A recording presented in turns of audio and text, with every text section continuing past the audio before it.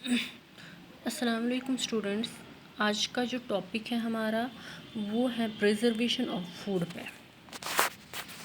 Preservation of food की अगर हम बात कर लेंगे, प्रिजर्वेशन ऑफ फूड होती है मतलब फूड को सेफ रखना for a long time. Preservation prevent करता है फूड को डिटरोरेशन से, यानी कि ख़राब होने से, और फूड जो है वो सेफ़ रहता है कंजप्शन के लिए। बहुत सारे मेथड्स हैं, बहुत सारे तरीके हैं जिनसे हम फूड को प्रिजर्व रख सकते हैं, या तो वो हम यूज़ कर सकते हैं सिंगली या तो कॉम्बिनेशन में। अब एक मेथड हम इसमें पढ़ लेंगे, house hold method. House hold method की अगर बात कर लेंगे, इसमें बहुत सारे तरीके आ जाते हैं जिनसे हम फूड को प्रिजर्व कर सकते हैं, जिनसे हम फूड को for a long time preserve रख सकते हैं। सबसे पहला मेथड है इसमें रेफ्रिजरेशन, यानी कि लो टेम्परेचर पे किसी फूड आइटम को रखना। ये बहुत ज़्यादा यूज़ होता है घरों में, इसीलिए इसको हाउस होल्ड मेथड कहते हैं, और ये प्रिजर्व करता है पेरिशेबल आइटम्स को। लो टेम्परेचर पे माइक्रो ऑर्गेनिजम्स जो है वो लेस एक्टिव होते हैं और प्रिवेंट करते हैं फूड को स्पॉइल होने से, डिटरोरेशन से। रेफ्रिजरेशन में फूड जो है वो स्टोर किया जा सकता है लो टेम्परेचर पे, लेकिन टेम्परेचर क्या होना चाहिए, 1 या 4 डिग्री सेल्सियस, जिससे हमारा फूड जो है वो प्रिजर्व रह सकता है। दूसरा मेथड जो है उसमें हम क्या करते हैं, उसमें आता है हीटिंग। हीटिंग में हम क्या करते हैं, हीटिंग भी एक हाउस होल्ड मेथड ही है जिसमें फूड को प्रिजर्व किया जा सकता है by the application of heat. Heat apply की जाती है बहुत ही हाई टेम्परेचर पर, जो हेल्प करता है पैथोजेनिक ऑर्गेनिजम्स को डिस्ट्रॉय करने में, जिनका एसोसिएशन इस फूड के साथ होता है जिसको हम हीट करते हैं। दूसरा मेथड जो इसमें है वो है हीट को अप्लाई करना प्रिजर्वेशन ऑफ फूड के लिए। उस प्रोसेस को हम कहते हैं ब्लांचिंग, जो हीट में ही आता है, यानी कि हीटिंग प्रोसेस में ही आ जाता है। जो ये ब्लांचिंग है ये कैसे परफॉर्म होती है, इसमें हम डिप करते हैं फूड प्रोडक्ट को बॉइलिंग वाटर में 2 से 3 मिनट्स तक, जिससे माइक्रो ऑर्गेनिजम्स की ग्रोथ जो इस फूड आइटम में होती हैं, जिसको हम इस वाटर बॉइलिंग वाटर के अंदर अप टू 2 to 3 मिनट्स रखते हैं, वो मिनिमाइज हो जाती है, क्योंकि इस फूड के अंदर जो एंजाइम्स में होते हैं वो इनएक्टिवेट होते हैं। बॉइलिंग वाटर उनको इनएक्टिवेट करता है। इसके बाद नेक्स्ट हम मेथड इसमें पढ़ लेंगे, pickles and jams. Pickles and jams जो हैं ये भी एक हाउस होल्ड मेथड ही हैं। ये एक ओल्ड एज मेथड है जिससे हम प्रिजर्व कर सकते हैं फूड को by the use of salt and sugar. Salt जो है वो कंसिडर होता है एक वैल्यूएबल प्रिजर्वेटिव, क्योंकि वो यूजुअली दिस इस्तेमाल होता है पिकलिंग में, अचार बनाने में, क्योंकि ये हेल्प होता है, इससे रिमूव होता है जिस फूड आइटम में, चाहे गाजर का अचार बनाए, साग का अचार बनाए, ब्रिंजाल का बनाए या किसी और चीज़ का बनाए, उनमें हम जब साल्ट डालते हैं या शुगर, उससे क्या होता है, उसमें मॉइस्चर जो है वो रिमूव हो जाता है।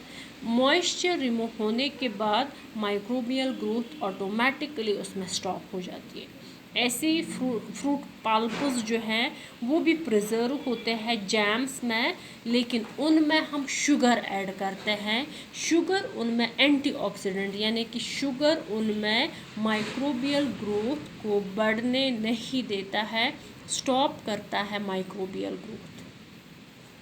इसके बाद नेक्स्ट है हाउस होल्ड मेथड में ड्राइंग। ड्राइंग में हम क्या करते हैं, ये भी एक एंशंट या नेचुरल मेथड है जिससे हम फूड को प्रिजर्व कर सकते हैं। इस मेथड में मॉइस्चर जो होता है फूड कंटेंट से वो रिमूव किया जाता है, जो हेल्प करता है माइक्रो ऑर्गेनिजम्स की ग्रोथ को रिटार्ड करने में। मॉइस्चर को रिमूव किया जा सकता है या तो सन से, सन ड्राइंग से, या तो कोई मैकेनिकल मेथड हम इसमें यूज़ करते हैं। घरों में जो हम जब कोई भी food, for example bottle gourd, मतलब ये दिस कद्दू, जिसको हम साफ़ करने के बाद सनलाइट के नीचे रखते हैं 2-4 दिनों तक, ताकि उसमें वाटर जो है वो सारा ड्राई हो जाता है। उसके बाद उसको हम बहुत दिनों तक रख सकते हैं, बहुत महीनों तक रख सकते हैं। इनफैक्ट उसमें फिर दिस माइक्रोबियल ग्रोथ की चांसेस नहीं होते हैं या बिल्कुल कम होते हैं। या कोई मैकेनिकल मेथड यूज़ कर सकते हैं ड्राइंग में, जिससे माइक्रोबियल ग्रोथ का कोई ख़तरा नहीं होता है। फ्रूट्स, वेजिटेबल्स या फ़िश जो है वो यूजुअली इस मेथड से प्रिजर्व होते हैं। इसके बाद नेक्स्ट जो है वो है स्मोकिंग। स्मोकिंग जो है ये एक कम्प्लीमेंट्री प्रोसेस है जो सिर्फ प्रिजर्व नहीं करता है फूड को, बल्कि इम्प्रूव करता है उसका फ्लेवर या उसकी अपीयरेंस। टेम्परेचर कंट्रोल एक इम्पॉर्टेंट है जो मेंटेन करता है उसका टेक्सचर। मीट जो है वो कॉमनली प्रिजर्व किया जाता है इस मेथड से। इसके बाद केमिकल बहुत सारे केमिकल्स जैसे कि vinegar, citric acid, sodium, benzoate, acetic acid वगैरह जो है वो यूज़ होते हैं, जिससे प्रिजर्व होता है फूड और इससे रिटार्ड होती है ग्रोथ माइक्रो ऑर्गेनिजम्स की। कैसे? क्योंकि ये डिक्रीज़ करता है पीएच फूड का, और उसका शेल लाइफ जो है उस फूड का, यानी कि उसका टाइम पीरियड जो वो बढ़ाता है, उस वो बहुत टाइम तक प्रिजर्व रह सकता है। इसके बाद सीलिंग की अगर बात कर लेंगे, सीलिंग एक ऐसा प्रोसेस है जिसमें हम फूड को कवर करके रखते हैं, जो उसके बाद ताकि उसमें एयर या मॉइस्चर फूड आइटम के अंदर ना जाए। इस प्रोसेस जो है ये प्रोसेस डील करता है, मतलब ये माइक्रोबियल एक्टिविटीज़ को बढ़ाता नहीं है या अंदर नहीं जाने देता है, यानी कि उसकी माइक्रोबियल एक्टिविटीज़ जो है वो डिले करता है।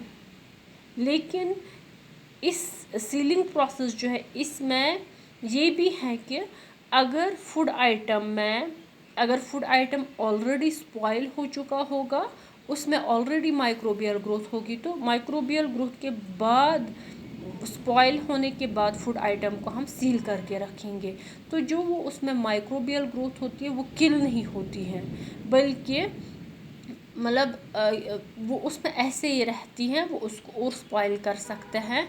लेकिन मतलब बाकी जब हम इसको सील करते हैं, इसमें अगर हम फ्रेश फूड सील कर लेंगे, मतलब विदाउट माइक्रोब्स वाले फूड सील कर लेंगे, तब जाकर सील के बाद इसमें चांसेस नहीं होते हैं किसी भी माइक्रो ऑर्गेनिज्म के ग्रोथ की। इसलिए सीलिंग में हमें इस चीज़ का ख्याल रखना है, हमें कोई भी चीज़ जो स्पॉइल हो चुका होगा, स्पॉइल वाले चीज़ को हमें सील नहीं करना है, बल्कि फ्रेश फूड को या बैटर फूड को सील करना है, तब जाकर वो प्रिजर्व रह सकता है। अदरवाइज़ अगर उसमें ऑलरेडी स्पॉइलेज होगा, उसके बाद हम सील कर लेंगे। वो सील करने का कोई फ़ायदा ही नहीं है, उसके अंदर जो माइक्रोब्स होंगे वो उस फूड को और ज़्यादा स्पॉइल कर लेंगे। ये आज का लेक्चर था जिसमें हमने हाउस होल्ड मेथड्स पढ़े। ये आप इसको कॉपी भी कर सकते हो।